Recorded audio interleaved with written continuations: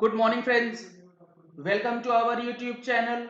Friends, 28 मई 2020 को income tax के अंदर एक बहुत बड़ा मेजर चेंज किया गया है और नया फॉर्म 26 एएस जो है उसे नोटिफाई कर दिया गया है।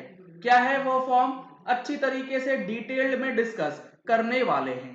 इससे पहले आपको मैं बता दूं, जीएसटी रिफंड और असेसमेंट से रिलेटेड जो हमारा ऑनलाइन वेबिनार होने वाला है सैटरडे संडे को, अगर आपने अभी तक रजिस्ट्रेशन नहीं कराया है तो इस नंबर पे कॉल करके आप रजिस्ट्रेशन करा सकते हैं। रजिस्ट्रेशन करने के लिए वेबिनार फीस जो है वो 500 की है, जिसमें आपको GST refund process, recent changes and difficulties के साथ साथ scrutiny of returns and assessment of non filers की जानकारी जो है वो दी जाएगी।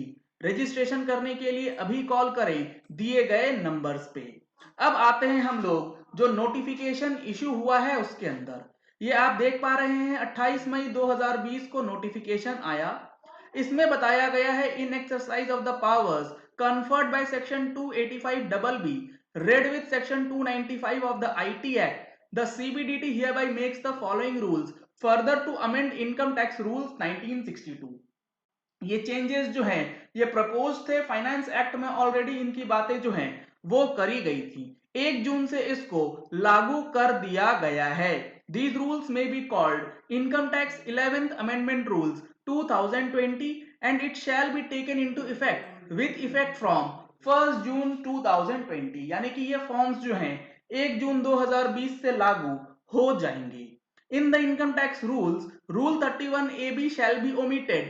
After Rule 114H, the following rules shall be inserted. Rule 31AB जो है उसे हटा दिया जाएगा और 114H के बाद ये वाला रूल 114I जो है उसे इंसर्ट किया जाएगा, जिसको बोलेंगे हम लोग एनुअल इंफॉर्मेशन स्टेटमेंट, AIS। अब देखिए इसके अंदर क्या चीजें रहेंगी। The Principal Director General of Income Tax or the Director General of Income Tax Systems or any person authorized by him under Section 285BB of the Income Tax Act 1961 upload in the registered account of the assessee an annual information statement in Form 26AS। Form 26AS जो होगा वो होगा अब 285BB के अंदर annual information statement के relation में, containing the information specified in the table below. और जो उसमें इंफॉर्मेशन होगी वो अब नई तरीके से प्रेस्क्राइब करी गई है। और इसका टाइम पीरियड क्या होगा, which is in his possession with in 3 months from the end of the month in which the information is received. तो 3 महीने के अंदर जो हमारे प्रिंसिपल डायरेक्टर जीआईएस होंगे उनको अपलोड करना है उस महीने के, जिस महीने उनके पास इंफॉर्मेशन आई है उस महीने से 3 महीने के अंदर आपको अपलोड करवा देना है। अब देखिए इंफॉर्मेशन क्या क्या है। इंफॉर्मेशन में सबसे पहला है information relating to tax deducted at और कलेक्टेड एट सोर्स। अगर किसी असेसी का टैक्स डिडक्ट होता है या भी किसी भी एसएससी का टैक्स कलेक्ट होता है तो उसका ब्रेकअप जो हमारे 26AS में जाता था वो अब एआईएस के फॉर्म में फॉर्म 26AS में जाएगा। Information relating to specified financial transactions, specified financial transactions जो होंगे उससे रिलेटेड इंफॉर्मेशन फॉर्म 26AS में आएगा। Information relating to payment of taxes, अगर आपने कोई असेसमेंट टैक्स पे करा है, एडवांस टैक्स पे करा है, उससे रिलेटेड डेटा भी अब आपको फॉर्म 26AS में मिलेगा। Information relating to demand and refund, अगर आपका कोई डिमांड है या कोई रिफंड है उसके रिलेशन में जो भी आपका इंफॉर्मेशन होगा वो फॉर्म 26AS में जाएगा। Information relating to pending proceedings, अब ये चीजें नहीं है, अगर आपके अगेंस्ट कोई प्रोसीडिंग्स थी और वो प्रोसीडिंग्स पेंडिंग है तो वो भी इंफॉर्मेशन अब फॉर्म 26AS में जो है वो दी जाएगी। पहले ये इंफॉर्मेशन फॉर्म 26AS में नहीं दी जाती थी। Information relating to completed proceedings, अगर आपके अगेंस्ट कोई प्रोसीडिंग्स इनिशिएट किया गया था और वो कंक्लूड हो चुका है तो कंक्लूडेड प्रोसीडिंग्स का जो डिटेल है, जो इंफॉर्मेशन है वो भी वहां पे अपलोडेड रहेंगी। द बोर्ड में also authorise the principal director general of systems or the Director General of Income Tax Systems or any other person authorized by him to upload the information received from any officer, authority or body performing any function under any law or the information received under an agreement referred to in section 90 or section 90A of the Income Tax Act 1961 or the information received from any other person to the extent as it may deem fit in the interest of the revenue in the annual information statement referred to in sub rule 1। ये बहुत ही खतरनाक provision जो है डाल दिया गया है। यहां पे देखिए क्या वर्डिंग्स लिखी जा रही हैं। द बोर्ड में also authorise the following officers to authorise him to upload the information receive from any officer और अथॉरिटी और body performing any function under any law. किसी भी लॉ के अंदर कोई भी इंफॉर्मेशन अगर दी जाती है तो वो इंफॉर्मेशन भी फॉर्म 26AS के अंदर अपलोड हो सकती है।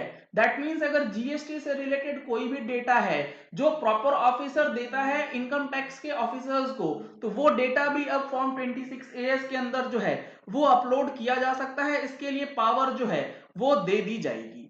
The principal director general of income tax systems or the Director General of Income Tax Systems shall specify the procedure, formats and standards for the purposes of uploading of annual information statement। इसका क्या procedure होगा, क्या formats होंगे, क्या standards होंगे, वो सारी चीजें बताई जाएंगी। और जो फॉर्म 26AS है उसका नया प्रारूप कुछ इस तरीके से रहने वाला है। In appendix to the form 26 shall be substituted by the following form. अब देखिए ये फॉर्म किस तरीके से काम करेगा। हेडिंग रहेगा form 26AS annual information statement जो रूल 114I के अंदर दिया गया है। फाइनेंशियल ईयर और assessment year as it is mention रहेंगे। पार्ट ए के अंदर परमानेंट अकाउंट नंबर रहेगा। पहले सिर्फ और सिर्फ पैन नंबर रहा करता था, अब आधार नंबर भी यहाँ पे ऑप्शन दे दिया गया है, यानी कि पैन नंबर या आधार नंबर दोनों में से कोई भी एक डेटा आपको देना ही पड़ेगा। Name, date of birth, mobile number, email address and the address of assessee. ये कंडीशंस, ये ऑप्शंस जो हैं ये आपको मैंडेटरी देखने को मिलेंगी फॉर्म 26AS में, जो पहले देखने को नहीं मिलती थी। इसके बाद पार्ट बी है जो कि बात करता है नेचर ऑफ इंफॉर्मेशन। इसमें वो सारी चीजें जो हमने ऊपर डिसाइड करी हैं, जो हमने ऊपर डिस्कस करी है वो तो है ही है, साथ ही साथ any other information in relation to sub rule 2 of rule 114I भी इंसर्ट कर दिया गया है, जिसमें मैंने एग्जाम्पल के लिए आपको बताया कि जीएसटी से रिलेटेड डेटा जो है कॉलम नंबर 7 में अपलोड किया जा सकता है। तो ये एक बहुत बड़ा चेंज जो कि 1 जून 2020 से लागू हो जाएगा फॉर्म 26AS के नए रूप के बदलने में। एक सवाल जो सबसे महत्वपूर्ण है कि ये फॉर्म असेसी को यानी कि आपको कहां पे देखने को मिलेगा, तो इसके लिए जो सेक्शन 285BB इंसर्ट किया गया है 1 जून 2020 से, उसमें बताया गया है the prescribed income tax authority और the persons authorised by such authority shall upload in the registered account of the assessee an annual information statement in such form and manner within such time and along with such information which is in the possession of an income tax authority as may be prescribed। तो क्या time limit है, क्या information है, क्या form है, वो मैंने आपको बताया।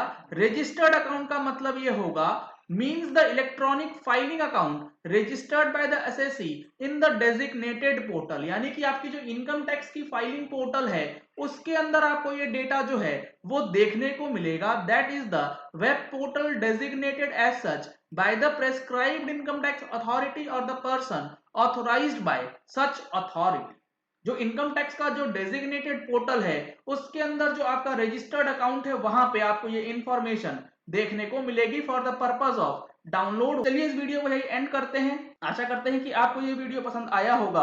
अगर आपको ये वीडियो पसंद आया तो इस वीडियो को लाइक और शेयर करना मत भूलिएगा ताकि मैक्सिमम लोगों तक ये इंफॉर्मेशन पहुंच जाए कि इनकम टैक्स के अंदर 1 जून 2020 से जो बहुत बड़ा चेंज किया गया है, नया फॉर्म इंसर्ट किया गया है, उसका क्या इंपैक्ट आपके ऊपर अब पड़ने वाला है। अगर आपने हमारे चैनल पे फर्स्ट टाइम ट्यून इन किया है तो चैनल को सब्सक्राइब करने के लिए नीचे दिए गए रेड कलर के सब्सक्राइब बटन को प्रेस कीजिए। साथ में जो बेल आइकन है उसे भी प्रेस कर लीजिएगा ताकि वीडियोस की नोटिफिकेशन आप तक रेगुलरली पहुंचती रहे। Thank you and have a nice day.